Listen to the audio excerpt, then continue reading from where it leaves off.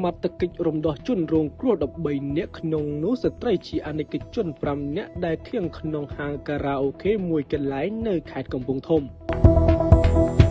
លោកស្រីឧត្តមសេនីយ៍ត្រីកងកុយស្នងការរងនគរបាលខេត្តកំពង់ធំទទួលផែនការងារប្រចាំការជួញដូរមនុស្សនិង Gender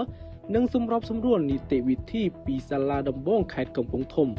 កាលពីថ្ងៃទី27ខែវិច្ឆិកាឆ្នាំ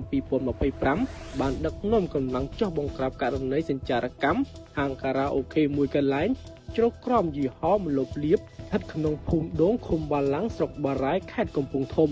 ជាលទ្ធផលនៃកិច្ចប្រតិបត្តិការសមត្ថកិច្ចជំនាញបានធ្វើការឃាត់ខ្លួនចុងសង្ស័យម្នាក់ឈ្មោះវីសុខីភេទប្រុសអាយុ43ឆ្នាំមានទីលំនៅភូមិដងឃុំបាឡាំងស្រុកបារាយខេត្តកំពង់ធំដែលជាម្ចាស់ទីតាំងព្រមទាំងរំដោះជនរងគ្រោះបានចំនួន8នាក់ស្ត្រីអនិកជនចំនួន5នាក់ករណីខាងលើនេះសមត្ថកិច្ចជំនាញកំពុងកសាងនីតិវិធីដើម្បីចាត់ការបន្តតាមផ្លូវច្បាប់